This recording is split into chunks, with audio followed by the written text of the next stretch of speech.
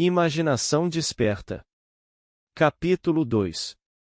Instruções seladas. O primeiro poder que nos encontra no limiar do domínio da alma é o poder da imaginação. Dr. Franz Hartmann.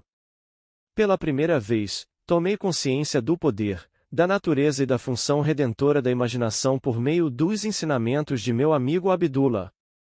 E por meio de experiências subsequentes, aprendi que Jesus era um símbolo da vinda da imaginação ao homem, que o teste de seu nascimento no homem era a capacidade do indivíduo de perdoar pecados, isto é, sua capacidade de identificar a si mesmo ou a outro com seu objetivo na vida.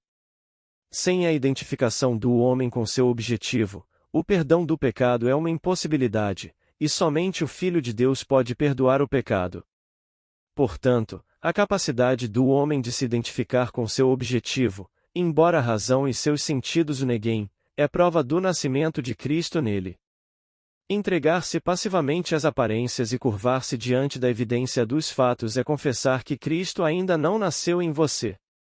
Embora esse ensinamento me chocasse e me repelisse a princípio, pois eu era um cristão convicto e sincero, e não sabia então que o cristianismo não poderia ser herdado por mero acidente de nascimento, mas deveria ser adotado conscientemente como um modo de vida. Ele roubou mais tarde através de visões, revelações místicas e experiências práticas, em meu entendimento e encontrei sua interpretação em um estado de espírito mais profundo. Mas devo confessar que é um momento difícil quando essas coisas são abaladas, o que sempre se deu como certo. Vês estes grandes edifícios? Não ficará pedra sobre pedra que não seja derrubada. Marcos 13 versículo 2. Nenhuma pedra de compreensão literal será deixada depois que alguém beber a água do significado psicológico. Tudo o que foi construído pela religião natural é lançado nas chamas do fogo mental.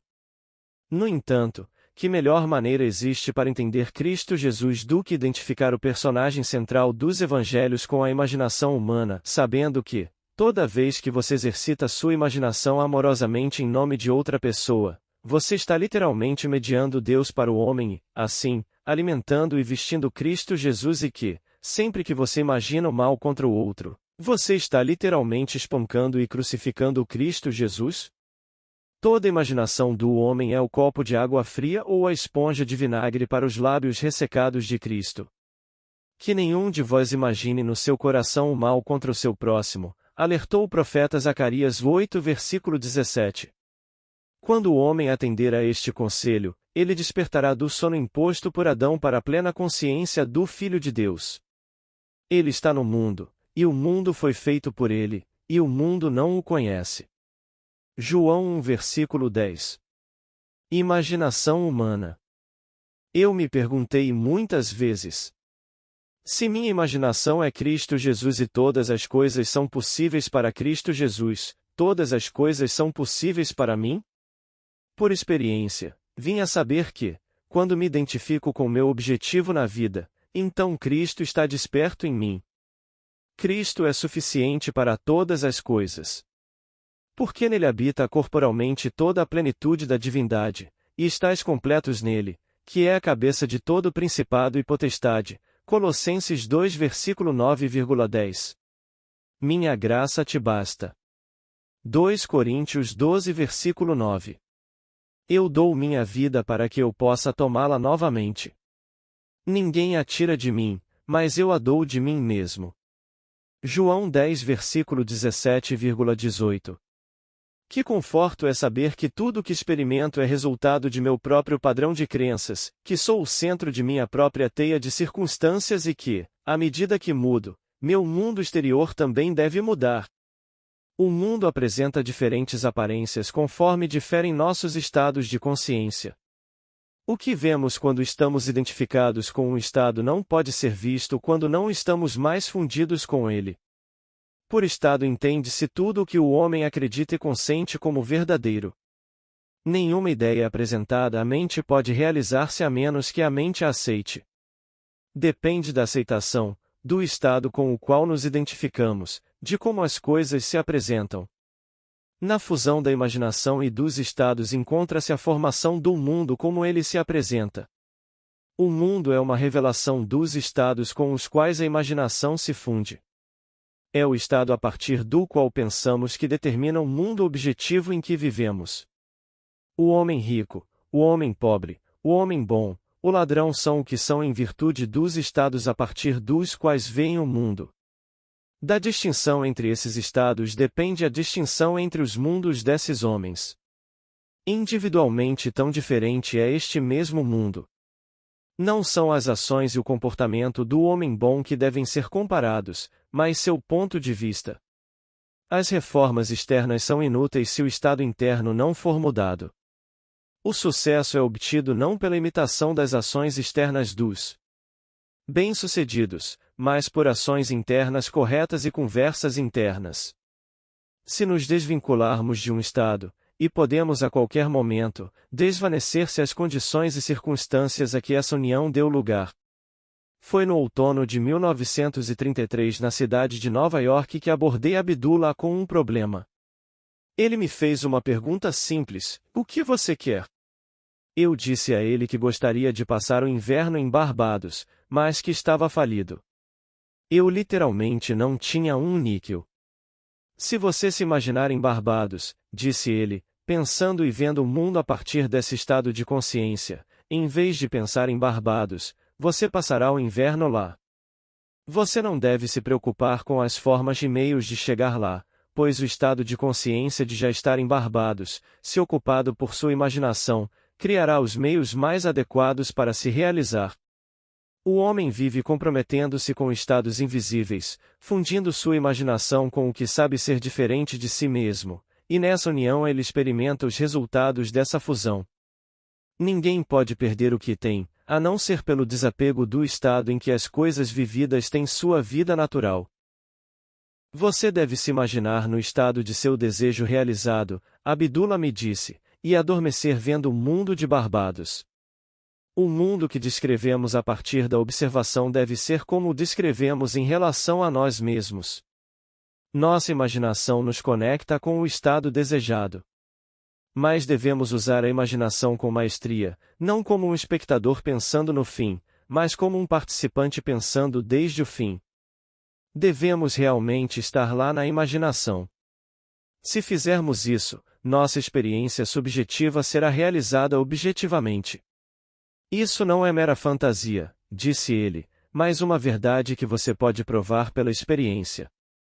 Seu apelo para entrar no desejo realizado era o segredo de pensar desde o fim.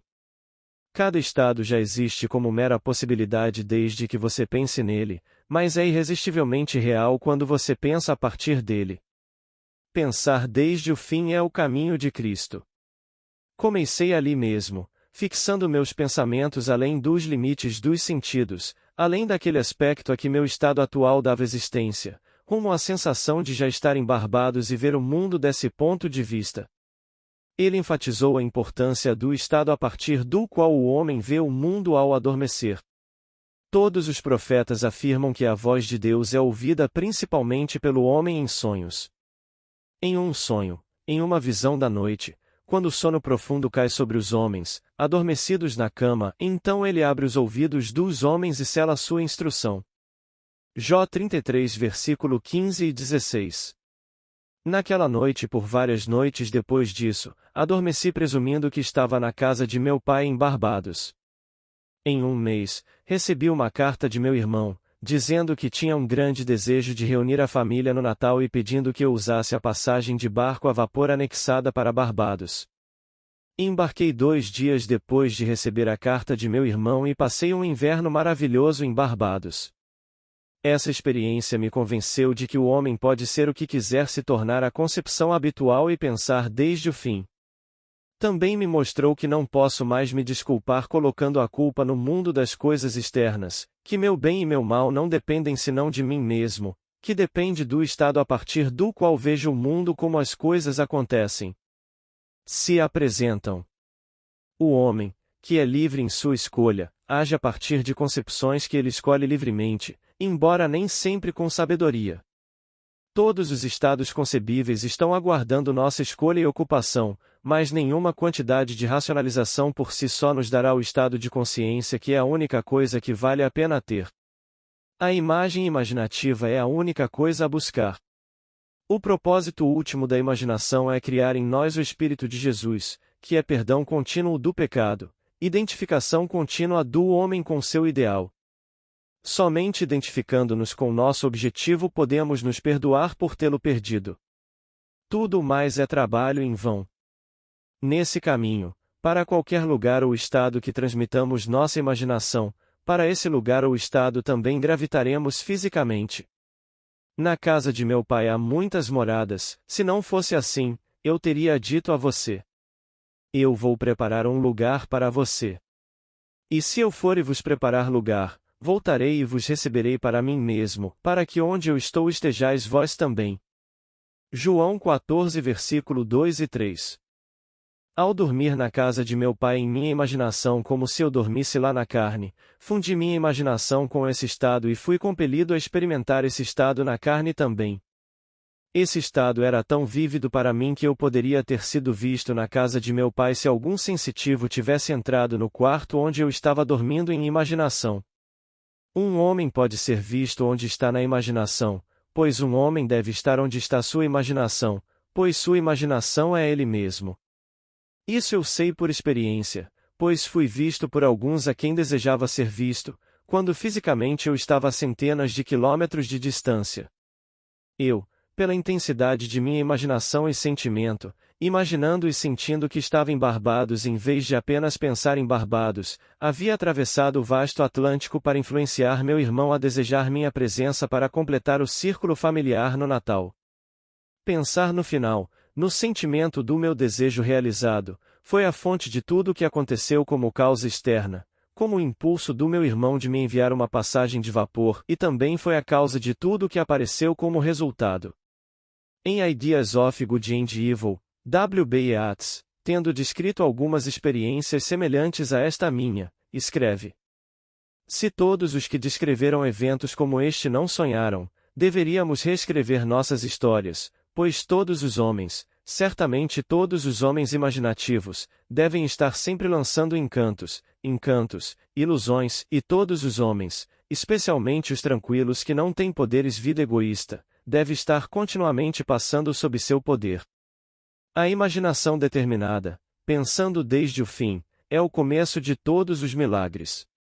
Eu gostaria de lhe dar uma imensa crença em milagres, mas milagre é apenas o nome dado por aqueles que não têm conhecimento do poder e da função da imaginação às obras da imaginação.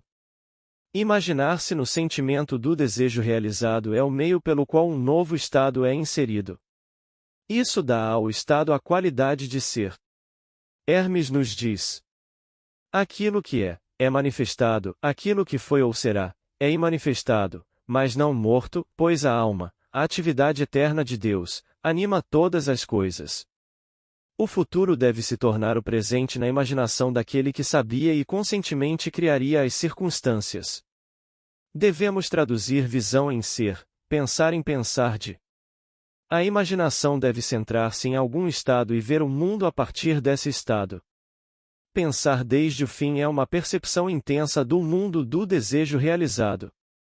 Pensar a partir do estado desejado é uma vida criativa. A ignorância dessa capacidade de pensar desde o fim é uma escravidão. É a raiz de toda escravidão com a qual o homem está preso. Entregar-se passivamente à evidência dos sentidos subestima as capacidades do íntimo. Uma vez que o homem aceita pensar desde o fim como um princípio criativo no qual ele pode cooperar, então ele é redimido do absurdo de tentar alcançar seu objetivo apenas pensando nele. Construa todos os fins de acordo com o padrão do desejo realizado. Toda a vida é apenas o apaziguamento da fome, e os infinitos estados de consciência a partir dos quais um homem pode ver o mundo são puramente um meio de satisfazer essa fome. O princípio sobre o qual cada estado é organizado é alguma forma de fome para elevar a paixão pela autogratificação a níveis cada vez mais altos de experiência.